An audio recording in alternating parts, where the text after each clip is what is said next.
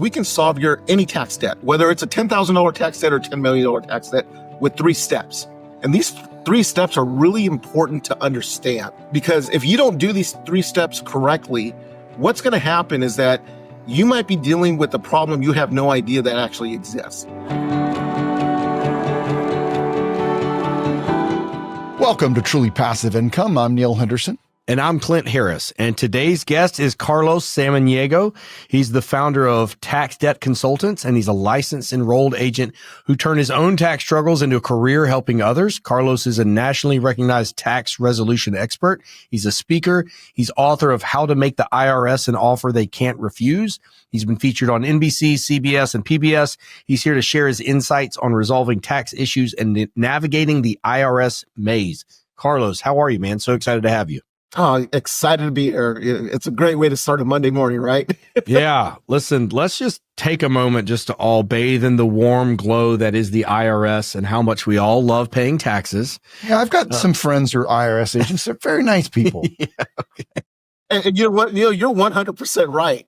I have a great working relationship with those guys. Good. We need you to have that relationship. Good. We were joking right before this that every time Neil and I have interviewed somebody recently who has some niche that they're helping people that are in dire straits, right after that, we find ourselves in need of their services. Like we interviewed a flood specialist 6 weeks, like before he and I both had multiple properties flood. There's been other things we've needed insurance. We've needed all kinds of things. So hopefully we're breaking the streak, and that's not the case here. Well, let's break the streak here. Yeah.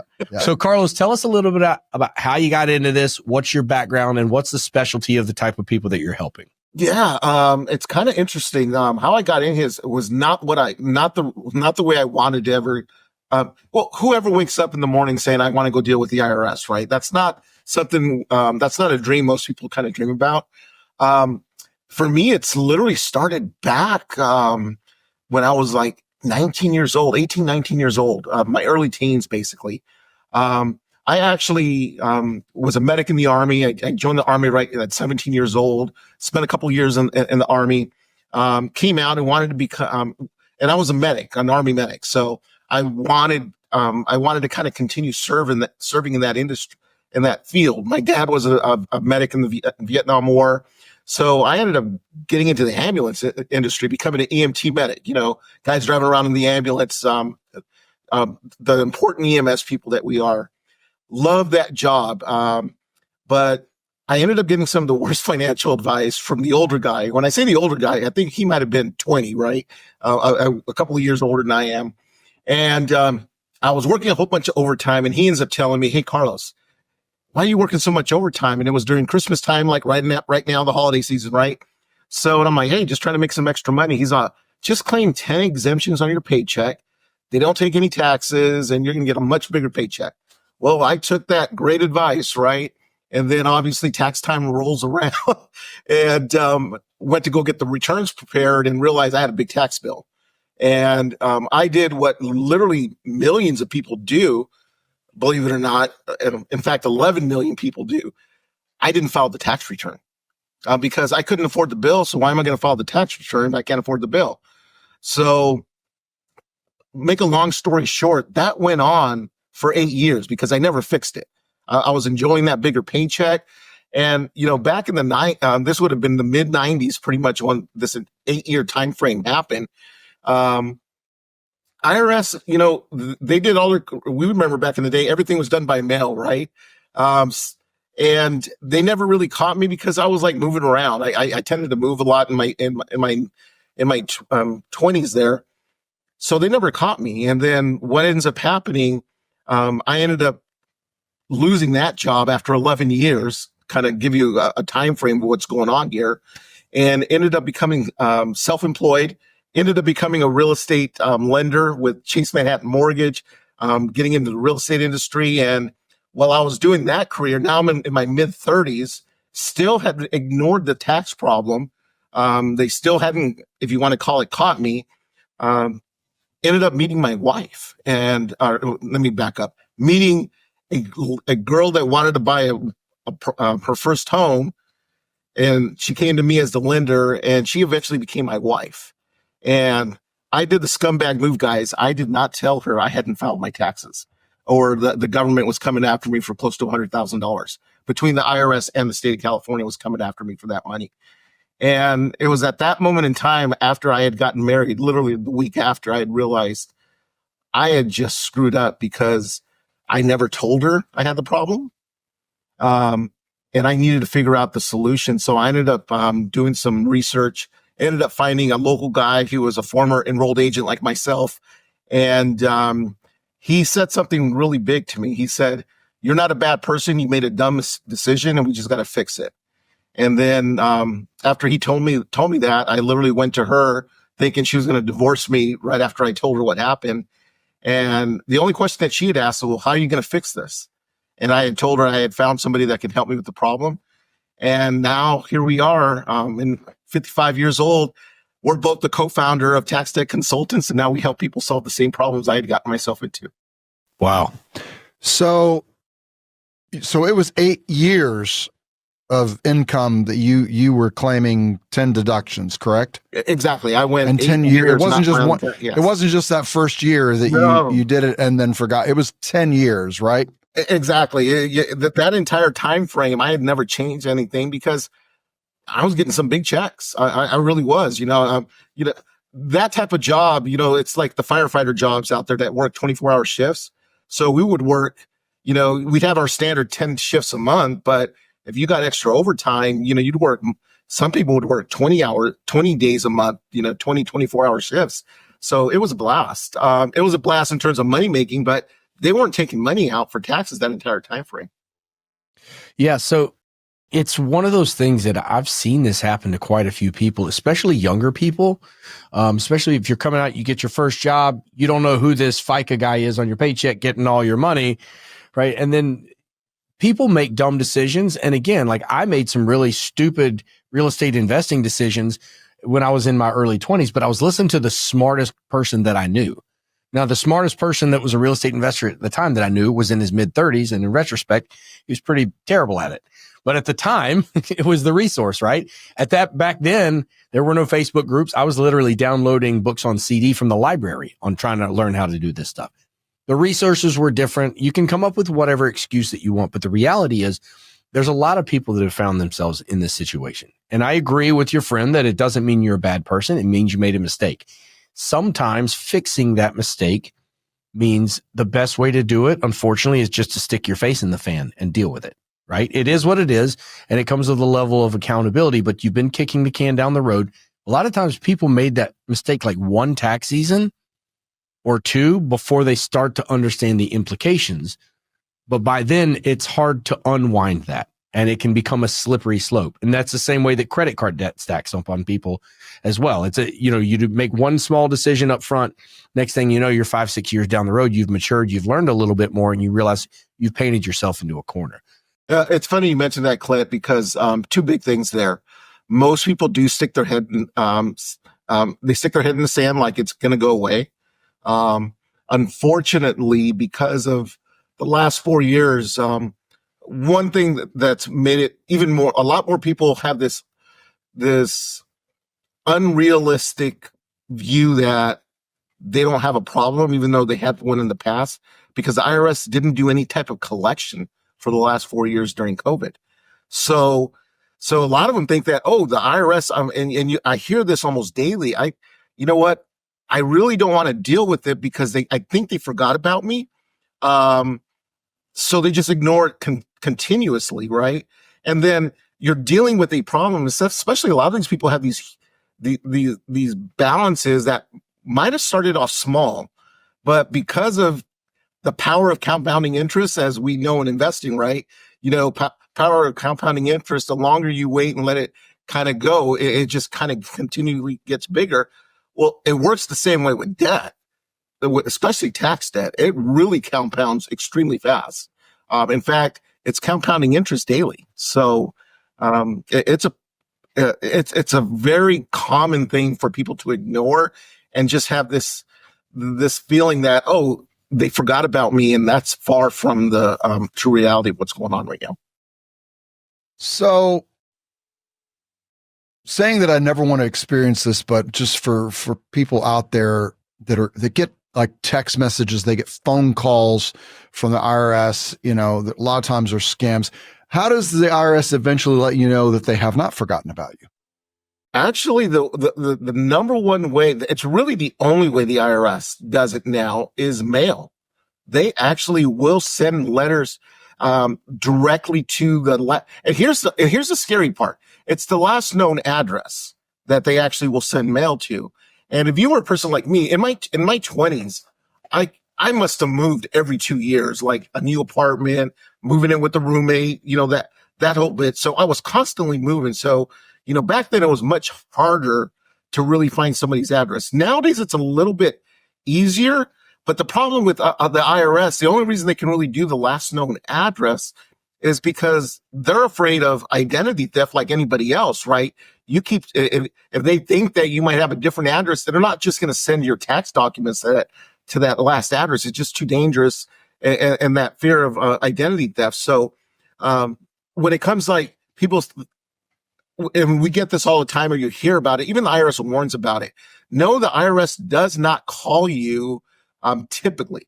That's not 99% of the time. I can actually say if somebody's saying that it is the IRS, it's probably not the IRS. With one small caveat, there's a very small caveat here. There's a lot of small business owners that may owe payroll taxes. And if they're assigned, and for some individuals, and this is another thing, some individuals, if they're assigned a revenue officer, that's the one officer. If anybody wants to make a note, you write this down.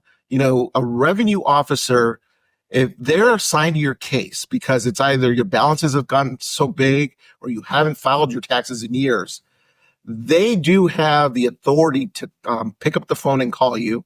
A lot of times when a case is assigned, they will actually do drive-bys trying to find your last known address or going to your business. What they used to do is actually knock at your door or go into your business, but that actually stopped earlier this year at the beginning of the year because there was an instance, it was somewhere back east, I don't remember where it was, a couple of IRS revenue officers went to somebody's house and they ended up getting shot. So the IRS just decided to stop that practice. And to think about it, all the media that 80,000 new agents with guns. You have that media out there kind of making this sound scary. And then you got people that can't stand the IRS. And there's just a safety factor there that they can't do that no more. So what they're actually doing now, they're sending actually summons, a legal summons to the last known address and telling you to come down to the local office, which I've received a couple in the last few weeks here locally for my clients. So for someone who's not familiar with the concept, let's fast forward. Someone out there has gotten themselves in trouble and now it's time to unwind this situation. So for anybody not familiar with the concept of tax resolutions, how do you explain what it means when they work with an enrolled agent, which is what you are? Maybe even explain that and explain the process of what it looks like when they engage you, they start working through the process of navigating these issues. Great, Clint. I love that question because a tax resolution person like myself, people, and we talked about this right before we got in the air. When I tell people, I deal with tax resolution, a lot of times they're like, oh, I got to get my taxes done. And that's not what we do. When you need a tax resolution person, it's typically if you've got a balance that you owe to the IRS, that is typically, and like my limit is typically about $10,000. If you owe more than $10,000 and you can't afford to pay the IRS and have no idea how you can pay, whether it's 10,000 or 10 million, if you just have a balance with the IRS and you have no idea how you're going to be able to afford that, that's when you probably need to talk to a tax resolution person. If you haven't filed your tax returns in a few years, I've had clients, literally my average client, I would say, is 6 years of unfiled returns when they call me. I've had people with 19 years of unfiled tax returns. In that type of a situation, you probably want to speak to somebody like myself because there's things that you can do that can actually cause you to owe way more money than you actually owe. And a lot of times you want to make sure that what the IRS is claiming that you owe is truly that you truly owe that money, because I've seen time and time again where the IRS claims you owe something. And a lot of times by the time we finish our research, I can figure out that you probably didn't know that money. In fact, I actually just had to, there's a client right here I'm dealing with right now. He came to me with $100,000. This was a state tax problem. And they were actually coming after his bank account, already sent a wage garnishment to his employer. And he wanted to hire me to go deal with this and stop the wage garnishment, to stop the bank levies. And I did that. And I said, you know what? I'm going to do that. That's an immediate need because we don't want them going after that. But bring those tax returns in. I'd like to take a look at them. As I took a look at them, and they were actually prepared by a tax professional, realized that the tax professional had made a mistake on the return, and he actually owed zero to the state of California. So we're in the process of making the changes that we need to make to wipe out $100,000 of tax bills for him. So bottom line, that's overall, you got a tax problem, you got money that you can't pay, or you have unfiled tax returns that haven't been filed in years, or you got a tax lien on your property, you may want to talk to somebody like myself before dealing with it by yourself. So you mentioned a limit. You said about $10,000. Is that sort of where you start to come in, or is that where you stop? Know what? I have people call me all the time with 10,000, and a lot of times it just depends on the person. Let's just say, I'm talking to somebody, they make $120,000 a year, single person, don't have a lot of expenses, you owe $10,000. There's a very good chance that, you know what, you can probably, the IRS is going to tell you can afford to pay this based on your income, based on your assets. I say 10,000 just because I don't know the person's personal situation.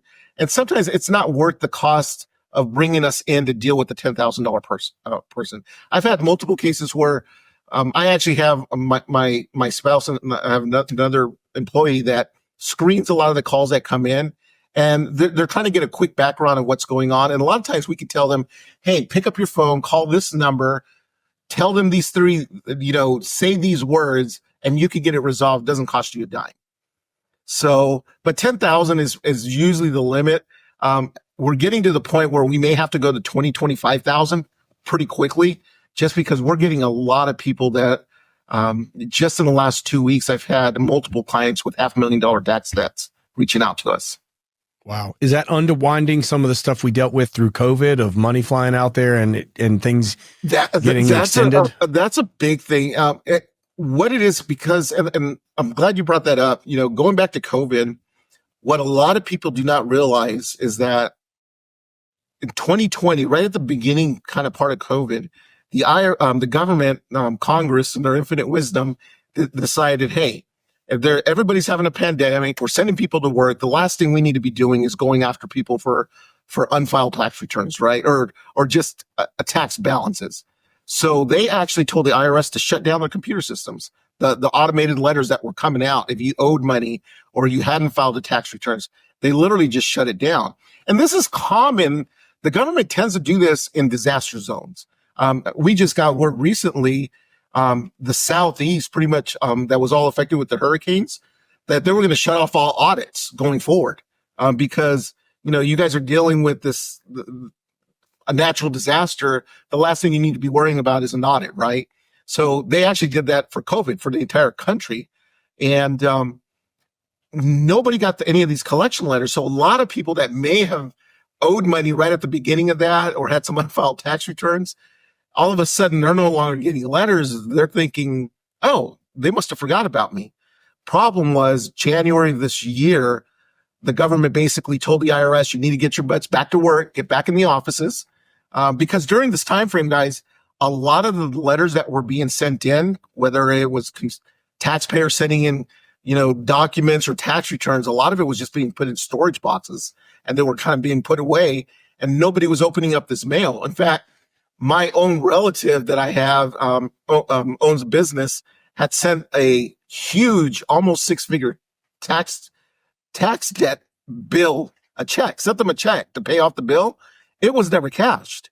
And I said, more than likely, it's probably sitting in some storage unit, out there. So all of this is going on. There's nothing happening. There's no collections going on. However, this year, everything changed. As I mentioned, January, the IRS went back to work. They started the process of activating those collection letters. Around May, June, a lot of, they're called final notice of levies, CP 504s, have been going out by the millions. In fact, I got 22 of them today. So this is, that's a stack that just came in today. So they're restarting this entire collection process. So a lot of people are now saying, well, I guess they didn't forget about me. What do I do with this?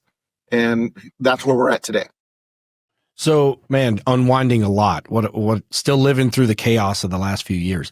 So let's say that somebody's gone through this process of they're a few years in, they're behind, weren't getting the letters, whatever it may be. When that person brings you on board and you're unwrapping this, are you trying to get this down to a reason? Say they owe $500,000. Are you trying to get this down to a reasonable amount that the government will agree to and then put them on a payment plan? Or are you trying to avoid additional penalties? Like, what's the resolution here on, if you owe the government $100, are they going to settle on 50 cents on the dollar if they think they can get their money? Like, how much wiggle room do you have? There's somebody on the other end of the phone when you're calling them, right? So how does that negotiation happen? Well, if we would listen to the radio ads and TV stations, it makes it sound like the IRS is just negotiating everybody's debt, right? Settle your debt for pennies on the dollar. And that program does work. In fact, when you hear it on the radio, they call it the New Fresh Start Initiative, which has actually been around for, I think, 20 plus years. There's nothing new about it. The government does have that type of a program where you can wipe out debt. But let's rewind this before we even get there. I always tell people, like, in our office, we can solve your any tax debt, whether it's a $10,000 tax debt or $10 million tax debt, with 3 steps. And these 3 steps are really important to understand. Because if you don't do these 3 steps correctly, what's going to happen is that you might be dealing with a problem you have no idea that actually exists. Because the number one problem I see when people have at least they believe they have a tax issue, they don't really know what the tax issue is. They'll call us up saying, yeah, Carlos, I know I owed the IRS money. And so I'll start digging deep into their story. And I do these daily. It's like, well, tell me more. Let's just say it's you, Clint. Tell me more, Clint. What's going on? And well, I know I owed some money back in 2012. I don't think I filed a tax return on these years and that years. So my job is step one is to investigate what's really the problem, right? Being a former, a paramedic EMT in the medical industry, when you got a tax problem, when you got a medical problem, you don't call your doctor. He doesn't say, well, you know what, Clint, you need to come in for surgery next Thursday to deal with this headache, this back pain, whatever pain or ailment you're claiming that you have. Let's find out what the real problem is, right? What does he do? He orders blood, labs, and x-rays, right? To try to get a baseline of what's happening. I'm doing the same thing with step 1, where we're investigating the problem. So we end up filing this power of attorney with the IRS or your local state, because we want to go in there, and not you going in there and digging up, getting all their documentation, being able to call, ask questions to find out what's really going on. How much money do you really owe? What tax returns haven't been filed? What tax returns were filed by the government and they created an assessment for you that we can actually replace that assessment? When does the tax debt expire? A lot of people don't realize tax debt does expire.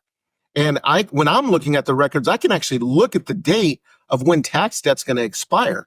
So I'm doing all this stuff because when I'm done with step 1 of investigating the problem, I'm going to be able to come to you, Clint, and just say, here's what's going on, and here's the steps and strategies that we're going to do to resolve this permanently. We're not going to go based on your memory or based on what was going on or based on, we're going to know exactly what the government knows. One of the beauty things about doing this step, especially if you have unfiled returns, that we can collect the last 10 years of documentation from the government so we can find out what was reported to them so we can make sure we file those tax returns correctly. So, because that's always a big concern, is just like, Well, I haven't filed in X amount of years, but I don't know where those documents are. Great. We're going to get them directly from the government. So we're going to be able to find out. So that's kind of step one. So once we have that part, it's kind of like the doctor. Okay, now we know what the problem is. Now we know exactly how we can go treat this thing. So step two is, it's very simple. I tell people step two is getting compliant. That basically means the government wants to make sure that you file all the tax returns that need to be filed. That's all they want. And here's the beauty behind that one. With the IRS, they only want 6 years. So I've actually had clients that had 19 years of unfiled tax returns, and we're talking to other people, and other people were trying to convince them to file all 19 years. That would have been a nightmare for them because their balances could have been astronomical. All the government wanted, IRS at least, file the last 6 years, and we get those things filed. We can move forward to try to resolve your situation going forward, which kind of comes up to step three. And this is what you actually ask, how we start there. Once we know what you really owe, what's the real amount that you owe or don't owe in some cases, right? Once we know what that amount is, there's really only three major options the IRS has. There's sub options, but the three major options are you can afford to pay it, such as an installment agreement. Maybe we can get some penalty abatement on that. The other option is you can't afford to pay it, but you have assets. So you have a monthly income, but you do have assets that you can't get access to. It might be home equity. It might be property you can't get equity to, but you do have it, right? Well, the government will actually put you in what's called a not collectible status. In other words, you don't have enough monthly income to pay us back.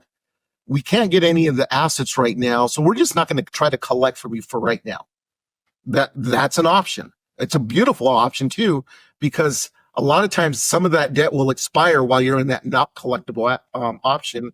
And then the final step is what you brought about, which is only 3% of all cases, based on some of IRS's records, is that offer and compromise. That's where we're settling for pennies on the dollar.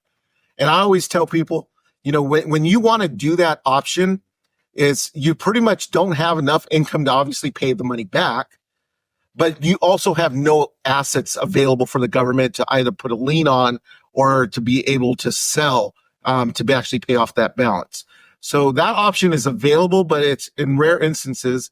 And the government is just really concerned right now because there's so much advertising and scam companies popping up, making it sound like the government just gives away this option like candy, and it really doesn't exist. There's really strict parameters that we have to analyze the numbers, your finances, your assets to come up with that number. So let's talk about the scam, because I've heard you mention that before. What are some of the subtle red flags that people should watch for in companies claiming to help with tax fraud? The one I just mentioned is a big one. Is just the offer and compromise mills. IRS actually has an entire website on this.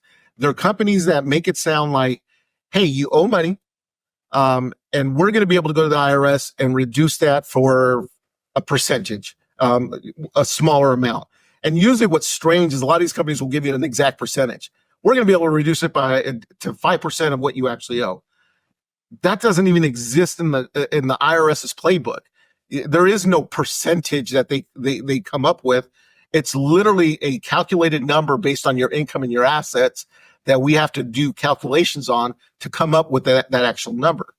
And what these companies will do, they'll charge anywhere from $5, $10, $15, $20,000 to get you into something like that. And they'll file the paperwork for you. They'll make you believe that you qualified for this thing.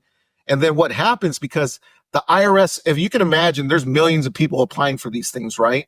They apply for these programs, or at least these companies are getting people, and the IRS is just denying them because they go in through the initial screening and they get denied. And a lot of times those companies will just disappear. And then there's no way for you to get your money back because they've disappeared and they probably just opened up in the next town under a different name. So what you want to do, what that person wants to do, like for myself, I can have a 10-minute conversation with somebody and give them a pretty solid what's the word I want to use? A pretty solid guess, I guess, just based on a verbal conversation and getting some numbers from them, whether that's even a possibility. And usually the one question I'm asking, which kind of disqualifies a lot of people, do you have any real estate? Do you own a home? And if it's simple, yeah, I live here in California, right? So I'll get people, I'm like, do you have a home? Yes. Do you have any equity? Yes. How much equity? $250,000. How much money do you owe the IRS? $75,000. You're not going to get an offer in compromise. Because, well, here's what the IRS is going to do. They're just going to put a lien on the property and they'll get paid sometime in the future. Simple as that. So if you're listening to this and you're thinking that, oh, do I qualify? Just ask yourself, do I have property? Do I have equity in the property? Is that equity more than the actual tax balance that I owe? There's a good chance you're not going to qualify for that program. So they're not going to say, listen, times are hard for you, but you've got this equity. We'll let you keep that equity. They're not going to do that. No. In fact, right now, guys, we got a lot of people that actually have equity, and what I'm noticing, which is very interesting, I haven't seen this in the past, that if you have money, and you got the offer of compromise is automatically off the table, right? So what's the other two options? I mentioned it, like an installment agreement or the currently not collectible. Now, what I'm starting to see is the government telling people that prior to getting into your installment agreement or doing a not collectible, you need to go to a lender and attempt to refinance or get a home equity line to help pay down your tax debt. Or show us 3 denial letters that you can't get access to that for whatever reason before we actually get into the installment agreement or the not collectible status. So they're really aggressively going after home equity or any type of equity that you might have. So that's terrifying right now. We know that 70% of the population has a mortgage rate with less than 5% interest. And if they're going to push you to refi right now and you're sitting on 3.5 or 3.25, and you got to refinance to 6.85% right now to tap into your equity to pay off a tax bill, that has some pretty long lasting implications because we're never going to see those interest rates again. I'm glad you brought that up because I've had multiple. I have a pretty large real estate. Being a former lender in real estate, I have a lot of real estate friends, right? And when I tell them what's happening here, they're like, but I got a 3% rate. That's not going to help me. And I said, the IRS doesn't care about your rate. Here's the thing. You got a $250,000 tax bill that you haven't paid in 15 years or 10 years. You think they really care about your 3% tax rate? Your tax bill's going up by 11% a year, literally compounding. And that interest rate changes constantly, right? It's going up. It's compounding daily. So, and the government wants their money, period. And they're being, since the shutdown, they're being very aggressive in trying to collect this money. So, I have one lender that loves me right now because I'm forwarding her like one refinance after another. It's just, that's the only option right now. They're forcing you to do that. Yeah. What a unique way to get leads during a high interest rate environment of people that have to refinance. So let me ask you this. Can they ever force you to file bankruptcy or Chapter 11 or something like that? If you don't have the money, if essentially you're trying to get on the not collectible list, you don't have money.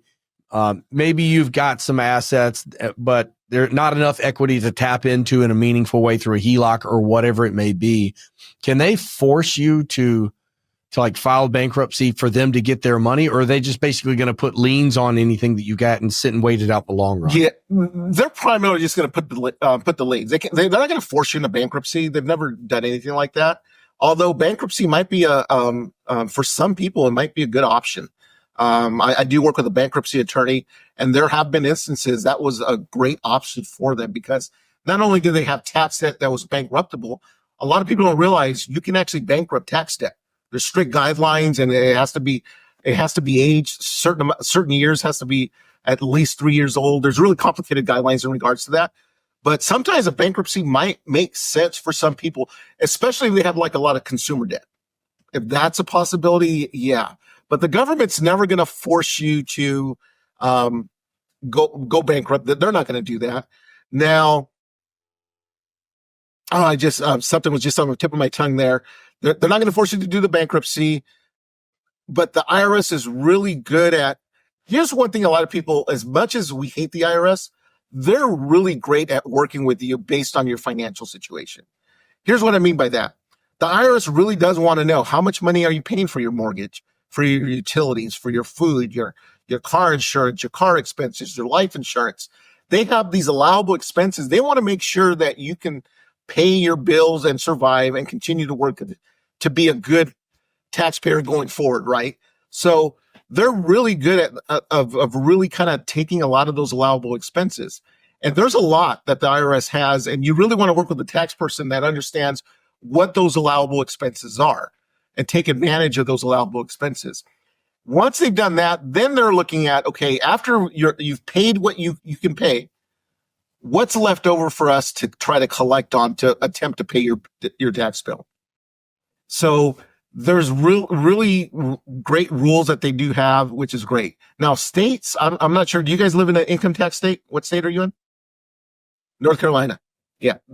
The state agencies, now those guys are the true, scary people to deal with when it comes to taxes, period. I live in California here. State of California is just insane when it comes down to taxes. I always tell people, look at it this way. The government can print their money, right? They can turn on the printing presses and print money. Your state government can't do that. So the only way they can collect is through their taxes. And they're very aggressive of really kind of going after you because they're trying to get in front of the IRS, right? They're going to be aggressive in filing that tax lien because they want to get in front of the IRS. Because tax liens work, who's ever filed first, second, third, there's an order there. So Carlos, in regards to the home equity, it's, so many of our listeners have real estate. So this is something I want to sort of dig into, and we mentioned that 70% of Americans who have a mortgage below 5%. If the IRS comes to you and says, hey, you've got equity in this home, we want to tap it. And you sit down and go, well, yeah, but in order for me to do that, I got to do a cash out refinance. My interest rate's going to go from, let's say somebody's got a really low 3.9 to now 7.2. And it's going to price them out of their home with some people. Will the IRS take that into account and go, yeah, well, we can't, we do that. You can't afford to live. Your entire budget's going to be eaten up by your mortgage. Right. And that's why you got to make sure you go to a lender, because they're going to calculate the debt to income ratio and all this, right? They're going to calculate what can you actually afford in terms of a mortgage. You may not be able to get all the equity, right? I'm dealing with one right now. The client has a $225,000 tax bill. She wants $375,000 because she wants to pay other bills. And the lender came back to me. Government's only going to, the lender's only going to give her $75,000. That's fine, because that's all she really qualifies in her cash out refinance, right? The government will take the 75, reduce their tax debt, and then put them on an installment plan on the back end for the balance left. So the government's just trying to see how much they can get out. If they can get all of it, great. If they can't, but can only get a portion of it, great. Well, they'll take that portion. So take out as much as you can that you can still qualify for the loan. So that's where you're going to really need a really decent lender to be able to do that. And then a trick, I guess the IRS got smart because people were actually going to lenders and their lender would just deny them, right? Well, the government's like, well, no, you can't just go to one. You need to go to 3 lenders and get 3 denial letters. Yeah. I'd call my buddy and be like, I need you to turn me down for the loan I'm applying. Yeah, ultimately, the IRS caught up on that one. Because she just pulled out $75,000 of equity from her home during a high interest rate environment. And so poof, it's gone. I mean, in a perfect world, you'd love to be denied for that. But at the end of the day, you're right. It's going to be covered by your DTI, your debt to income ratio. And, you're going to hit a limit of 1.25 or whatever, and they're going to stop it. So hopefully people aren't losing their homes over it. But you know what? You know what's interesting, guys? And I'm when it comes to the IRS, there's 2 different, when it comes down to collections or unfiled returns, you have what we call the automated collection. We call it ACS, automated collections, right? That's basically when you're getting the letter and it's telling you to call them, you're calling into the IRS, right? You're dealing with somebody over the phone, automated collections, right? Then there's a different aspect is when your case has gone so long or your balance is so high and you haven't dealt with it and it gets assigned to a revenue officer. That's that local person that collection agent that is their job is to collect from you. A lot of time if you get the revenue, if you gets to that point, so you're dealing with a revenue officer because you've delayed this entire process, they're going to be really on top of you and there's going to be time limits. It's a very, I guess going back to my book, How to Make the IRS an Offer You Can't Refuse. They're like the hitmen of the IRS. Their job is to collect, right? So I always tell people, if you've been gone, if you know you got a tax balance or your balance is so high and you haven't dealt with this in years, go deal with it right now because you want to deal with the automated collections people, not the one agent that's assigned to your case and his job is to collect from you. Because I actually have a case right now who she owes close to $300,000. She's in the real estate industry. And I actually called automated collection. This was on Friday to get her into what we call a partial pay installment agreement. In other words, after looking at her income, looking at her expenses, all that was available was like $400 a month for her, right? But the IRS is, but based on her balance, it was like a $7,000 a month balance that they wanted, a monthly payment that they wanted. But based on her IRS standards, all she could afford was paying a few $100s, as I mentioned. And I told her ahead of time, hey, I know you got a lot of equity in your property. They're going to ask you to refinance. When I called them, they actually, when I finished the call, it took almost a 2-hour conference. They came back and they said, yeah, it looks like she qualifies for a partial pay installment agreement. We're going to send it to our manager for approval. And she said nothing about refinancing the property, not a word. So I was just like, oh my God, I don't believe that she just did not ask me for that. Now, I'm not saying it's not going to happen. But if this thing kind of skirts, and sometimes this does happen, it just kind of skirts the system and they don't ask her to refinance. So I can guarantee though, if that was a revenue officer, yeah, it's not going to skirt by because the eyes are closely on you. He's looking at everything. He probably did a drive by your house. He knows what kind of car you're driving, where you're living. They know that stuff. So if anything, if your readers know somebody that's dealing with this happen, just go deal with it now because the IRS is not playing around. Deal with the automated collections and not with the revenue officer because this person actually told me, the agent on the phone told me, oh, your client's ready to go to be assigned to a revenue officer. So I'm like super jealous. So I'm actually faxing. I mentioned earlier, I got a busy day. One of the things I got to deal with is they wanted some documentation from her and I'm faxing it over there and calling them up today. Yeah. Don't send it to the revenue officer. Yeah. And that's what you want to do because if you get it resolved with the collections department, the ACS department, then they're going to automatically take it out of the queue because it's been resolved. No reason to send it to a revenue officer if it's been resolved already. So, well, Carlos, as I want to sort of wrap this up, tie it up into a nice bow. How are you compensated, and what are you primarily doing for clients? You know what? What I primarily do, I tell people, if you got unfiled returns, whether it's 2 years or 20 years, or you owe a tax balance to the IRS and have no idea what you're going to do with this thing, because either you can't afford it, it's too large, and just don't know what to do, or maybe you got a wage garnishment, or money was taken out of your bank account, which a lot of that happens during the holidays, right at the beginning of the holiday season here, or you got a tax lien on your property. If you are dealing with any of those things, that's what I do. That I solve those problems. I tell people my main job is to make sure you sleep at night and not awake all night wondering what's going to happen next when it comes down to the government. The way I'm compensated is that, people actually hire me and we have set pricing. Remember I talked about the phase 1, phase 2, phase 3.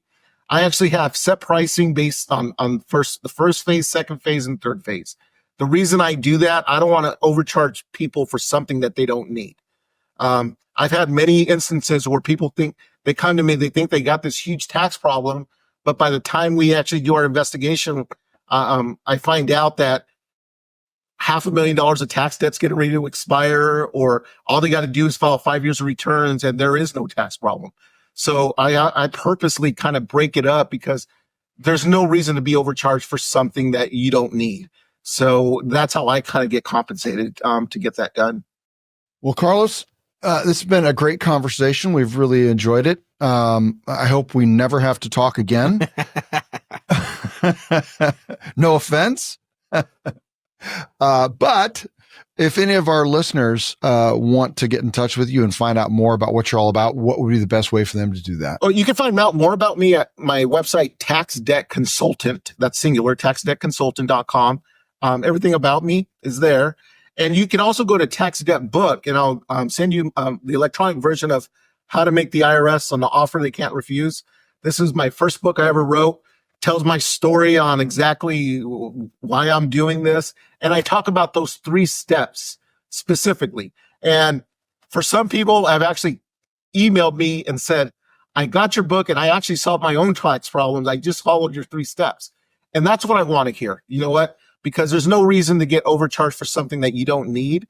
But if you got a problem that, you don't want to deal with the government, or, I've had people where I'm like, you don't need to hire me. You just do this. And they're like, I don't want to deal with that. I'll just pay you to deal with that. That's what I'm here for. And then if, we do free consults daily, just based on letting people know what they can actually do to solve their tax problems. And make sure you guys send me your address, because I'd like to mail you guys a copy of this thing. Nope. Yep. Not taking that chance. You can send me Neil's copy. I'll save it for him. He's going to need it. Well, listen, Carlos, I really appreciate this. This is something that, again, it's something that I don't think anybody ever anticipates planning ahead needing, but this is one of the reasons I love doing this podcast, is it creates relationship equity. So there's always things that pop up down the line or later in life. It's not something that we need, but that trust transfers. And when you have a chance to engage with someone that that this is what they do, and when and if it ever arises that you or someone something like this comes up, it's nice to us to have that relationship equity and understand what it looks like to have an advocate. And you're dealing with people in probably some of their darkest days. So I'm sure it gives you a sense of satisfaction to be able to help people in that really need it. At the same time, I think it certainly feels like a lifeline to the people that have felt lost in the dark and probably embarrassed to talk about it. So nice to be able to put those things together. So just want to say thank you. Really appreciate you coming on board and taking the time today. Neil, Clint, thank you guys so much for the opportunity to spread the word. Take care. Thank you so much for listening and watching the Truly Passive Income podcast. If you liked the show, if you think it would be useful for someone else, the greatest compliment that you could give us would be to share the episode. Leave a comment down below or leave us an honest review. If you have any questions, don't hesitate to let us know down below. And remember, with truly passive income comes freedom of time, place, and the freedom to pursue your higher purpose.